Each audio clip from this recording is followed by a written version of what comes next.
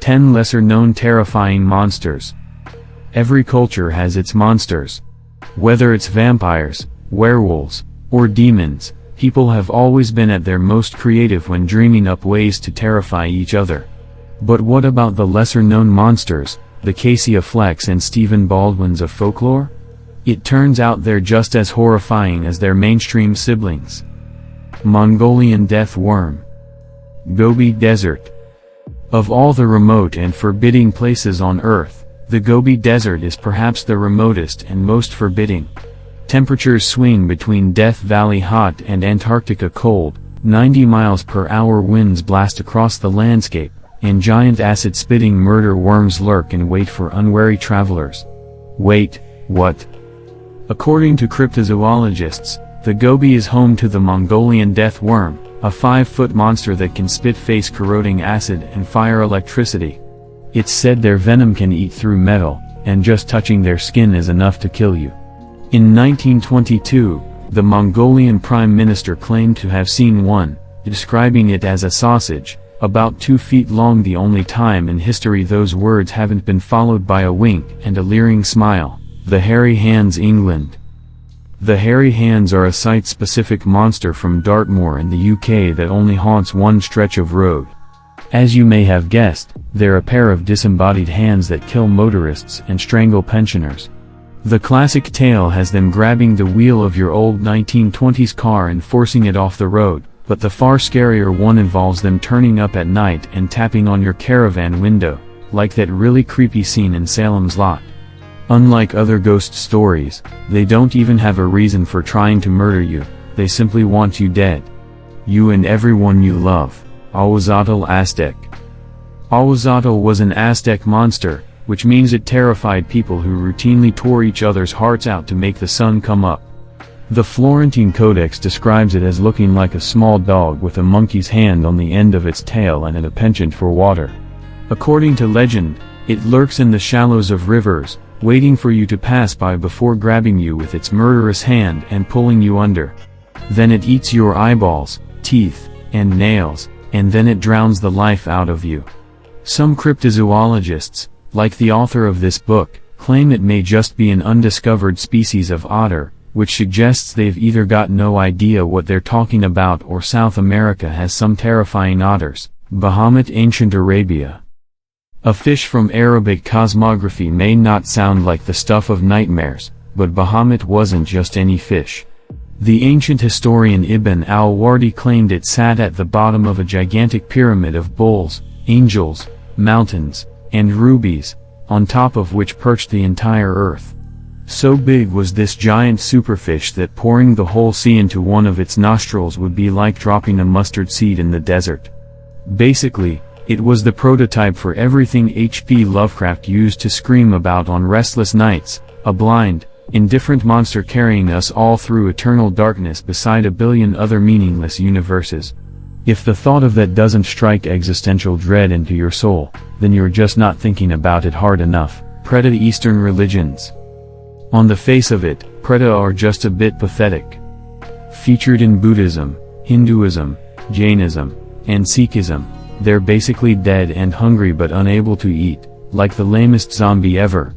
But take one look at their backstory, and you begin to feel a creeping dread.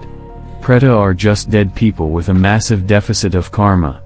As punishment for being the scum of the earth in a previous life, they're brought back to roam the planet with a desperate hankering for food and no way to eat it. Sometimes the first bite bursts into flames in their mouth, sometimes the food simply vanishes, and sometimes they chew but can't swallow. And did I mention the food they crave is human waste? For not helping enough old ladies cross the road, they're stuck crawling through sewers, desperately craving feces they can't even eat. Oh, and apparently the moon and sun conspire together to alternately burn and freeze them like a vindictive Gobi Desert. Barghest, Britain.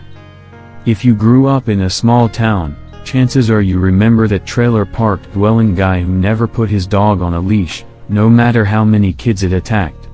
The Barghest is that guy's dog on steroids. An old British legend, it supposedly comes out at night, appearing as an omen to those destined to die, which you may recognize as an entire subplot from Harry Potter.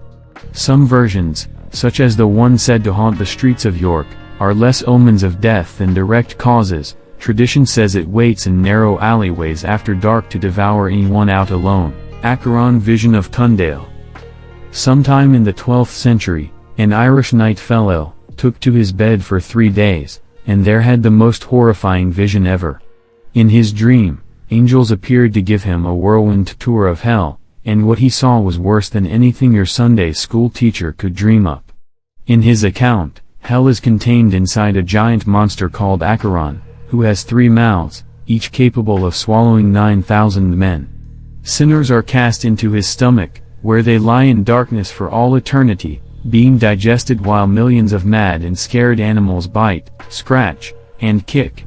As if that wasn't enough, each prisoner in turn becomes a prison, with condemned priests' stomachs swarming with mice and female sinners having their privates eaten from the inside. The Fauna of Mirrors. Ancient China. The story of the Fauna of Mirrors, as told by Argentinian writer Jorge Luis Borges in the Book of Imaginary Beings, is less terrifying than it is all shades of awesome. The basic Chinese legend holds that mirrors used to be gateways to an alternate universe. For reasons too complex to go into, the mirror people one day attacked our world, leading to a battle so epic it can only be measured in Peter Jackson's. After a long, bloody war, the Yellow Emperor chucked the mirror people back into their own world, sealed the gateway, and punished them by making them repeat our actions for all eternity. According to Borges. One day, however, they, the mirror people, will throw off their magical lethargy. The fish will be the first to awaken. In the depths of the mirror, we shall perceive a faint line, and the color of that line will not resemble any other. Then, other forms will begin to awaken. Gradually they will become different from us, gradually they will no longer imitate us, they will break through the barriers of glass or metal, and this time they will not be conquered. Thus ending the most amazing sci-fi tale ever told, Abaddon. Christianity. Of all the demons in Christian mythology, Abaddon may be the most heinous. The Book of Apocalypse, Revelations to some, names him as the falling star that opens the bottomless pit, spewing a plague of horse-locust hybrids across the earth. Because there's no point unleashing a biblical plague unless you do it Old Testament style, these locust monsters also come with lions' teeth and scorpions' tails and spend 5 months tormenting anyone who isn't baptized. Given the apocalypse's general lunacy, this may not seem like such a big deal, but Abaddon's powers extend beyond summoning terror insects. Some theologians claim he held power over Satan himself, while others name him as a creature so powerful that all angels and demons feared him. Then you have his nicknames: the Destroyer, Lord of the Pit, King of the Locusts, topped off by his giant throne of maggots. What could possibly be scarier than a demon with a throne of maggots? Well, I'm glad you asked. Jorogmo, Japan. The scariest monsters prey on our primal fears. In the case of the Jorogmo, it's the fear of being seduced and then eaten by a giant lute-playing spider woman. Translated, Jorogmo literally means horse spider, and it lives up to its billing. This nightmare spawn lures unsuspecting men back to its lair by transforming into a lute-playing woman, before tying them up in web and devouring them. Given that spiders keep their prey alive by injecting them with venom that liquidates their insides, allowing the horror beast to suck them dry, that's probably the most terrifying death imaginable.